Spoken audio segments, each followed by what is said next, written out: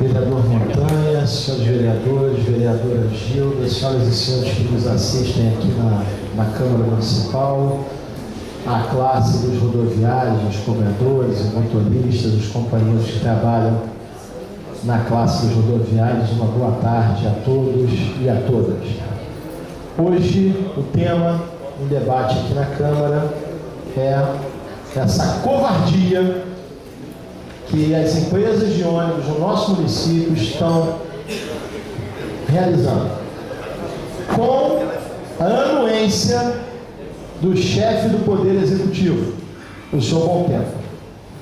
Eu fiz uma denúncia aqui nessa casa, há coisa de um mês e tanto, que o ônibus do Vila Epitácio estava andando sem cobrador. Eu fui até o ônibus, eu entrei no ônibus, paguei a passagem, conversei com o motorista e ele me disse que não era só durante o dia, que à noite também, o Corujão também não tinha cobrador. E eu achei aquilo um absurdo. E a gente, quando vem aqui e faz uma denúncia, você fala, pô, é um fato isolado. E aí a gente começou a ver que não era um fato isolado, não era uma implicância contra os moradores do Vila Epitácio, era uma ação orquestrada das empresas de ônibus para botar mais dinheiro no bolso. Porque é isso, quando manda um chefe de família embora e não reduz a passagem, está botando dinheiro no bolso. Eu estive lá no terminal de Correios em Itaipava, no dia de ontem, no dia de hoje, na semana passada, e conversando com os companheiros, um deles me disse assim, vereador, a empresa até tira o cobrador sim, mas ela é fiscalizada pela CBTrans. Antes de retirar o cobrador, ela pede a anuência da CBTrans. E na última quarta-feira aqui, o vereador Maurinho Branco disse que esteve numa reunião com o Gilmar, presidente da CBTrans, homem de confiança do Bom Tempo, e diga-se de passagem, homem de confiança dos empresários, porque nos 4 anos do governo Mustang, ele assessorou o CEPESPET, ele foi funcionário dos empresários de ônibus. E o vereador Maurinho disse aqui que esteve com ele numa reunião, e ele disse que isso no Rio de Janeiro é muito comum, e que ele concorda com esse tipo de coisa, que ele acha isso uma coisa bacana. Obviamente ele não anda de ônibus, a mãe dele não anda de ônibus, acredito que ninguém da família dele anda de ônibus, principalmente nessas linhas. E aí eu fiz um levantamento em Correios, os ônibus extra do Castelo, do Bonfim, lá do bairro da Glória, não tem cobrador. Existe ainda as linhas de Correios Centro, Via Estrada da Saudade, a linha 500, o Vista Alegre de Araras, vereador Maurinho, o Santa Luzia de Araras, o Calene, o Vila Epitácio, o Gaitutu, o Vale do Carangola, ou Fazenda Inglesa. Não, vereador. Esqueceu de falar Carangola também. Do Carangola, eu vim aqui, vereador. Do Vale do Carangola, Fazenda Inglesa, em Itaipava, o Estrada do Gentil, Boa Esperança, Vaz do Marmelo. Ou seja, é uma lista interminável de ônibus que não tem mais cobrador. E que os chefes de família, se ainda não foram colocados na rua, serão. E aí, o que a gente vai discutir aqui hoje, e é o tema em debate aqui hoje, nós vamos votar uma lei em que obriga as empresas a manterem os cobradores de ônibus.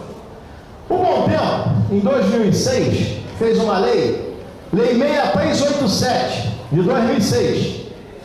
No artigo 24 dessa lei, eu marquei aqui alguns artigos que mais interessam esse debate, diz assim: no transporte rodoviário por ônibus dotados de 2 e 3 portas, caberá ao cobrador receber o valor das passagens pagas pelos não portadores de cartão eletrônico. E no artigo 29, ele dá uma outra: o cobrador continuará prestando serviço garantindo a eficiência do sistema de bilhetagem eletrônica dos ônibus convencionais dotados de 2 e 3 portas. Meu Deus do céu, se ele fez essa lei em 2006 e se ele é prefeito hoje, por que a CBTrans autoriza isso? Por que a CPTrans dá o aval para a empresa retirar o cobrador? Isso é uma lei dele, isso aí vigor. Isso aqui não fui eu que inventei, isso aqui está em vigor. E nós vamos votar uma outra.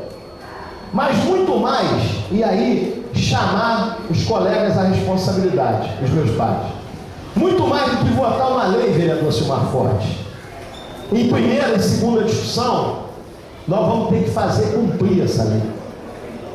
Porque o que nós estamos vendo hoje é que tem, de um lado, os empresários de ônibus e o governo municipal, aí representado pela CPTrans, e do outro lado, a sociedade e os rodoviários. E a Câmara, na minha opinião, é o fiel dessa balança e tem que se posicionar ao lado dos rodoviários e da população. Então, muito mais do que votar a lei, nós temos que obrigar essa lei a ser cumprida. Essa que já existe e a que nós vamos votar hoje.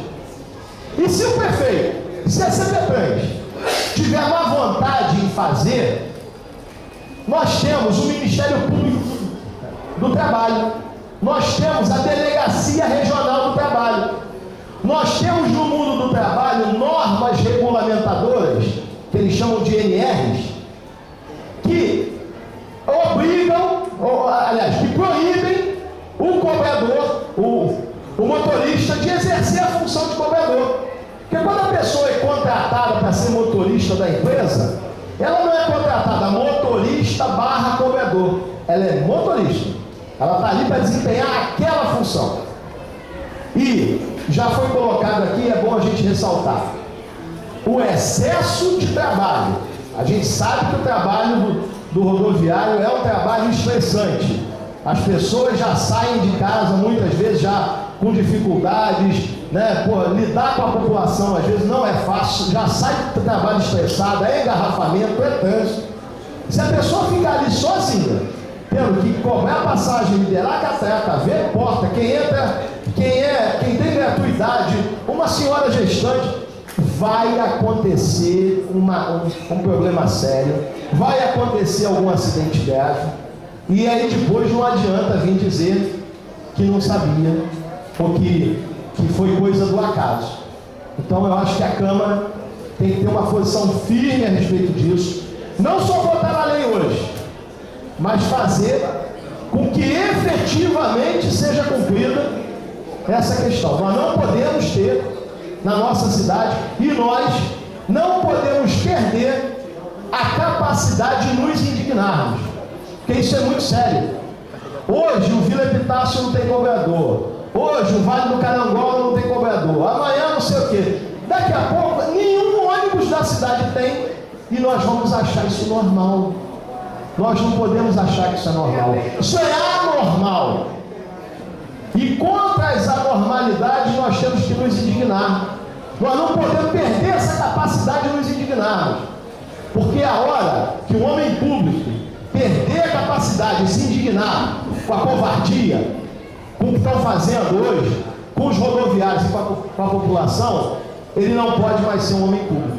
Ele tem que fazer outra coisa da vida dele. Obrigado, meu presidente, vereadores, uma boa tarde a todos. Pela ordem. Obrigado, vereador Anderson Juliano, do PT. Porém, antes, pela ordem, vereador